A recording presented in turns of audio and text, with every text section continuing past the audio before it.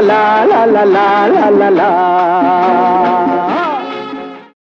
নমস্কার বন্ধুরা, রান্নার ইচ্ছেতে আপনাদের স্বাগত। আজকে আমি আপনাদেরকে একটা চটপটা লঙ্কার আচার করে দেখাচ্ছি।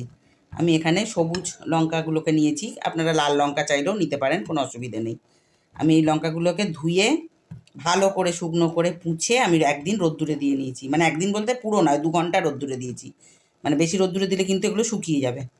এবার আমি এই লঙ্কার আচারেতে কী কী মশলা দেবো সেটাই আপনাদেরকে এখানে আগে আমি দেখিয়ে নিচ্ছি। আমি এই সমস্ত মশলাগুলো কিন্তু আমি আগে শুকনো খোলায় ভাজবো, সেই জন্য আমি আপনাদেরকে এইখানে থালায় দেখালাম।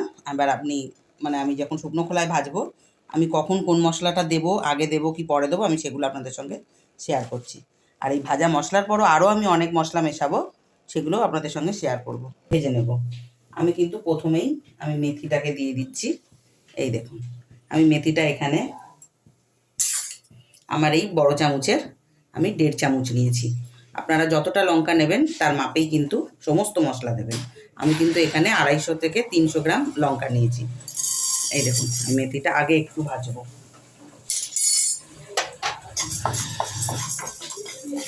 দেখুন, মেথিগুলোকে আমি কিন্তু নেড়ে আমি কিন্তু মিক্সির জারেতে দিয়ে দিয়েছি। এবার আমি এখানে মৌরি দিচ্ছি। মৌরিটাও আমি আমার ওই বড় টেবিল চামচের 1.5 চামচের থেকে একটু বেশি দিয়েছি।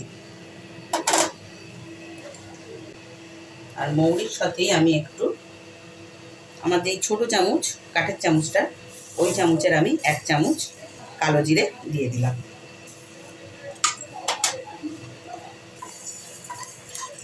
দেখুন, আমার মৌরি আর কালো জিরে ওই দুটোও কিন্তু ভাজা হয়ে গেছে। এখানে এগুলো তো বেশি পোড়া পোড়া করে ভাজলে কিন্তু এর গন্ধটা নষ্ট হয়ে যায়, সেই জন্য এগুলো কিন্তু হালকা করে মচমচে হবে, ব্যাস। এবার আমি ওখানে একই মাপে আমি এখানে সাদা জিরে দিলাম, আর একই মাপে এখানে আমি ধনেটাও দিয়ে দিচ্ছি।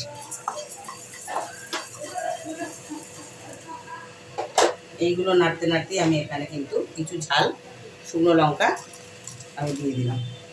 যতটা আমার দরকার আমি ততটা। আমি কিন্তু ঝাল কিন্তু গুঁড়ো যে লঙ্কার গুঁড়ো আমি সেটা আর মেশাবো না। আমি এটাকে এবার একটু ভাজা। দেখুন, আমার কিন্তু জিরে ধনে লঙ্কা এগুলোও কিন্তু একদম রেডি। এবার আমি এগুলোকেও একসঙ্গে মিক্সিতে নিয়ে নিচ্ছি।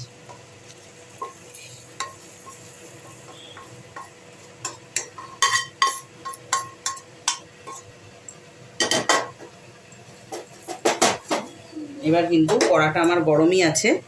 আমি কড়াটাকে কিন্তু জ্বালিয়ে আমি কিন্তু যতটা আমার সর্ষের তেল দরকার আমি কিন্তু তেলটা গরম করতে এখানে দিয়ে গেলাম।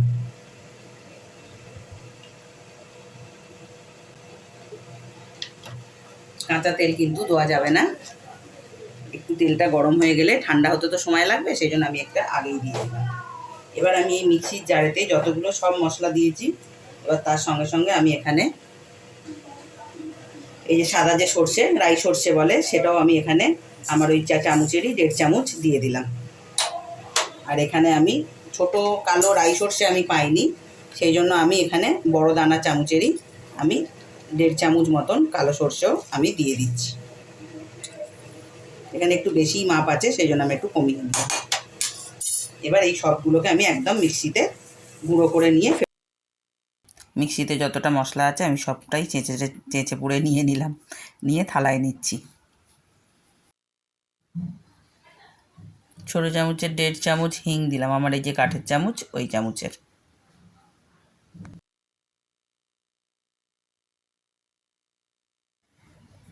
আমার এই কাঠের চামচেরই 1 চামচ হলুদ দিলাম।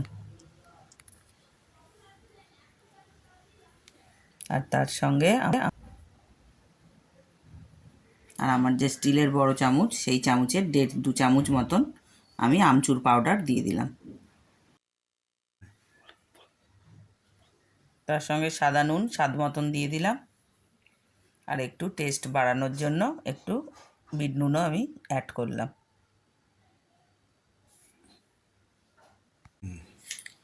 এবার সব শুকনো মশলাগুলো একসঙ্গে মিশিয়ে নিচ্ছি।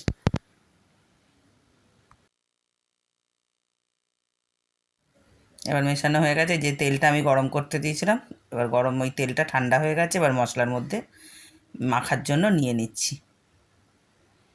মানে তেল দিয়ে মশলাটাকে একটু মাখবো আর কি।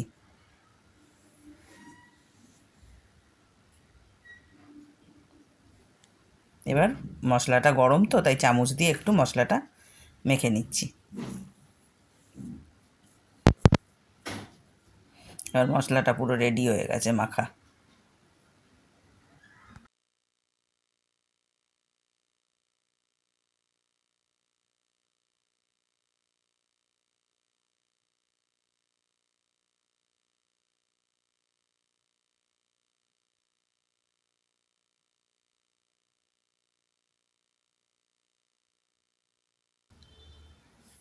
এবার মশলাটাকে যে আমি এর ভেতরে ভরবো, পুর ভরবো, তার জন্য আমি লঙ্কার মোটাগুলো ছাড়িয়ে একটা ছুরির সাহায্যে পুরো এটাকে হাফ এরকম চিড়ে নিচ্ছি মাথা থেকে নিচ পর্যন্ত।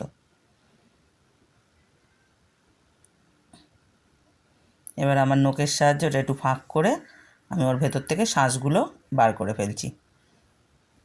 এবার আমি একটু দানা ভেতরে রেখে দেবো, যাতে এই মশলার সঙ্গে যখন এই দানাটাও থাকবে তাতে যেন একটু ভালো টেস্ট হয়, সেই জন্য।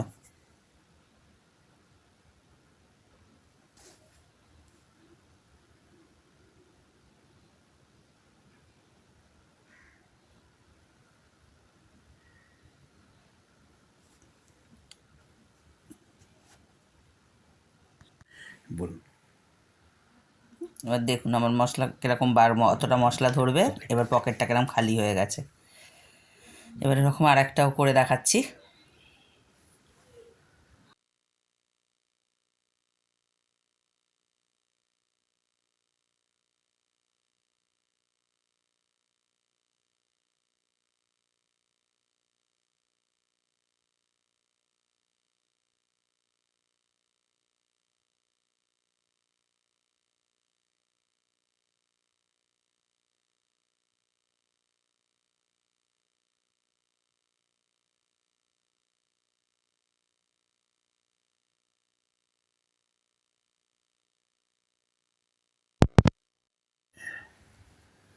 এবার দেখুন আমি এইভাবে মশলাগুলোকে এর ভেতরে ঠেসে ঠেসে ভরে দিচ্ছি।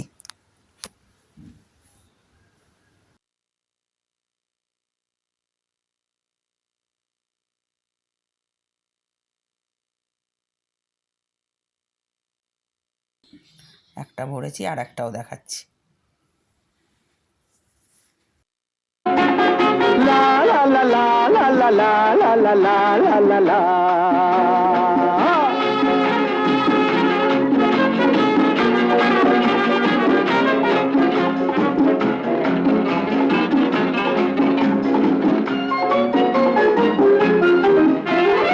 আমি শ্রী শ্রী ভজ হরি মান্না, আমি শ্রী শ্রী ভজ হরি মান্না। ইস্তাম্বুল গিয়ে জাপান কাবুল গিয়ে শিখেছি শহরেই রান্না। আমি শ্রী শ্রী ভজ হরি মান্না। সবগুলো ভরা হয়ে গেছে। এক এক করে মশলা ওলা যে আমার লঙ্কাগুলো এবার জারের মধ্যে ঢুকিয়ে দিচ্ছি।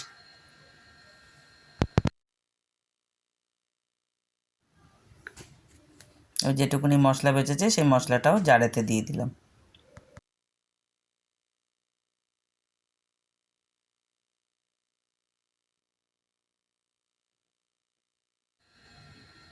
এবার তেলটা আমার ঠান্ডা হয়ে গেছে। এবার এই তেলটা এবার একদম লঙ্কাগুলো ডুবে থাকবে সেই পর্যন্ত তেলটা আমি দিয়ে দিলাম।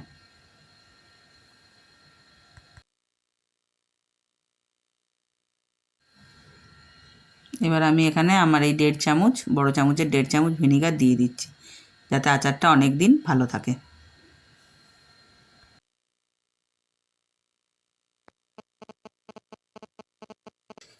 আমি এবার কিন্তু এটা রেডি।